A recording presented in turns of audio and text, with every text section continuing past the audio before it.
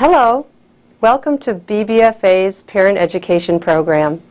If you are like me, your first priority is your family.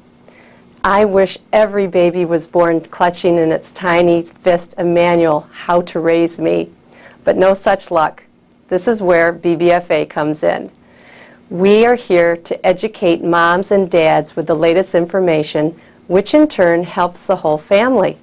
We were started over 25 years ago by some concerned parents worried about the drug and alcohol use of teens in our community. Today, we know parents are the first line of prevention.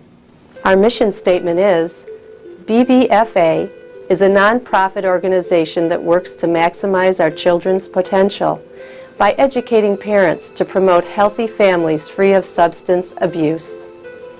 If you would like to contribute to this fine organization, go to our website at www.bbfaprevention.org and click on membership. We also welcome phone calls at 248-341-6340. BBFA is here to serve our community and ultimately to strengthen it. And you, my friend, are part of this community. Enjoy watching, and thanks.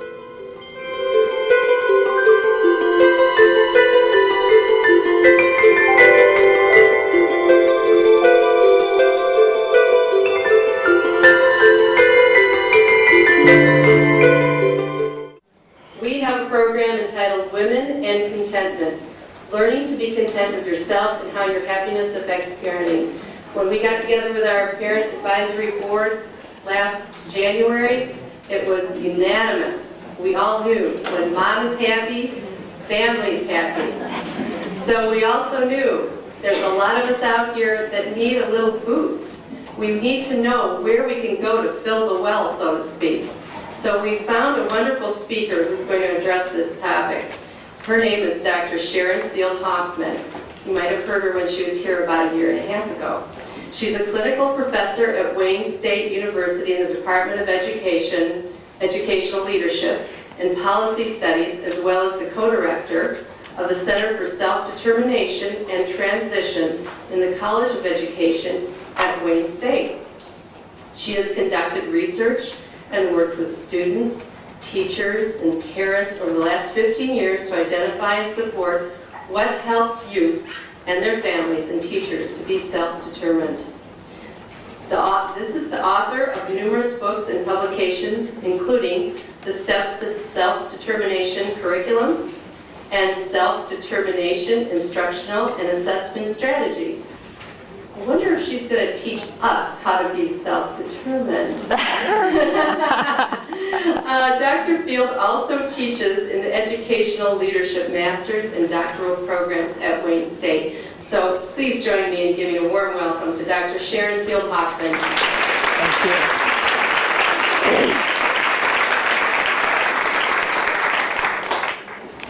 you. Well, thank you for your lovely introduction, Ellie. And I must say that I find it both exciting and a little daunting to be talking about women and contentment in my hometown.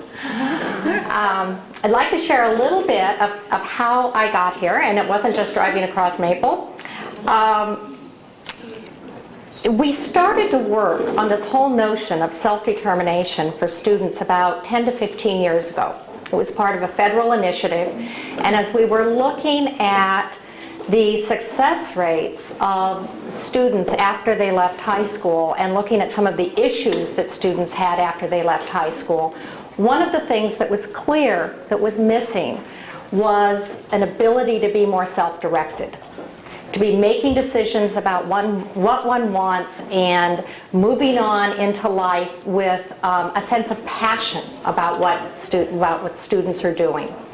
So our research team was part of a group of about 4 or 5 research teams around the country over about 12 to 15 years who looked at this concept, looked at strategies teachers could use to help students make more informed decisions about what they want. Well, it's not very long that you work in this area before you recognize that a lot of it comes back to the home. And a lot of it comes back to how self-determined we are as parents. That if we are simply responding and reacting to everything outside of us and not finding our own passions, fulfilling ourselves, we can't model that for our children, nor can we really support our children in it. So we started looking at self-determined parenting, which Bernie is going to be addressing in the workshops next month. And we started looking at issues about what parents can do for themselves to create a greater sense of contentment, a greater sense of happiness in our own lives, so that we can project that into our families. About the same time that we were working in this area, a whole movement in psychology started called positive psychology. And for years, we've really focused in psychology mostly on depression, anxiety, how do we alleviate these really difficult symptoms in our lives? But a group of people started saying, well, maybe we need to be looking at how we help people thrive, how we increase happiness, how we increase joy, how we increase commitment. And that happened at the same time we were looking at self-determination and education.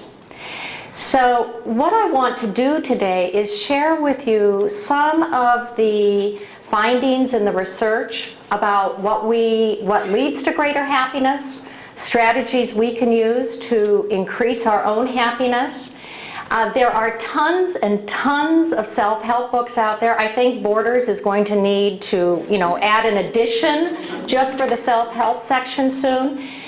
And a lot of those resources have some good ideas, but many of them are not based on scientific findings. And so what I want to do is share with you what we have found as we've culled through some of those findings in terms of what tends to work for most people most of the time. I'm sorry, excuse me, but are there still any of your notes going around? Julie? Never made it over yet. Let's see if we have anyone. Okay, thank you. So hopefully those will be coming shortly. And those are some additional resources which we will talk about at the end of the session. So if you don't have it till the end of the session, it'll be fine. As I share this, I'll also share with you the other piece of background that I have here is that I'm the parent of a 15-year-old daughter. And so I'm really quite comforted as I share with you that happiness is really a process, not an outcome. And so I don't feel like I have to have achieved the outcome, since it's not something that I think we ever fully attain. I think we ebb and flow, and at times we are more content and happier, and at other times we struggle a bit more. But it is certainly something that we're all always working toward, and not a destination where we ever fully arrive. And I think in adolescence we are particularly reminded of that.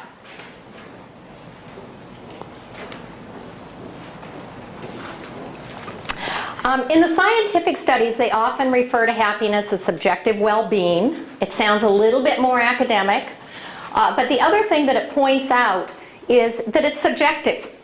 That for each one of us, happiness and contentment is defined differently, and the road to get there is going to be a little different for each of us. There are some commonalities, but what works for someone else isn't necessarily what's going to work with us. And when we talk about subjective well-being or happiness, we're talking about both those feelings of elation and joy, but also just kind of a sense of contentment and that all is well with the world, that things are okay, that we can handle it. The other piece that I think is important here is not only is happiness something to be enjoyed, we now have lots of evidence that it's useful, it's functional. We can help our families simply by being happier ourselves. We all struggle to get those 5 meals on the table every night with everyone sitting around the dining room table having dinner as a happy family, like when we used to watch Donna Reed in the 50s. But beyond those things that we make an effort to do for our families, the effort and the time that we take for ourselves is something that is a gift to our families. It's not just something that we do for ourselves. I mean, it's wonderful to feel more joyful, content ourselves. But when we look at some of the research, we'll see that we now have sound evidence that people who are happier live longer, they're in better health, have better relationships, more likely to achieve goals, are more creative, are more likely to help others, even make more money. Now, when you look at some of these traits, think about the links of those traits to parenting. You know, what a gift it is to give your children just to be around on this planet a little longer, even if they don't always recognize it right now. In order to illustrate this, I'd like to share a few of the studies because I think that it helps to bring the point home. One of the studies, which I just find amazing that they were even able to do, they call the rhinovirus 39 at the Vacation Inn. That sounds a little bit like an oxymoron. They took a group of people and they put them in a controlled environment in a motel for a week, so that they could make sure that everyone had the same food, breathed the same air, had the same resources available to them. Before they checked in, they did some studies to look at who had more optimistic points of view of life, who was more pessimistic, who had higher scores on subjective well-being, who was lower. They infected everybody with the rhinovirus 39. And lo and behold, the people who at the beginning of the week had higher scores in terms of happiness and well-being caught fewer viruses and had fewer symptoms. And they took lots of samples and data, and I won't go into the gory details, but they really were able to objectively show that the people who were in better frames of mind at the beginning of the week actually fared better when exposed to the virus. Now, when you think about what we all go through in the winter when the viruses go through the whole household, you know, if we are able to keep ourselves and our families a little healthier, what a gift. The Nun study. How many of you have heard of the Nun study? This is a pretty popular study where because nuns lived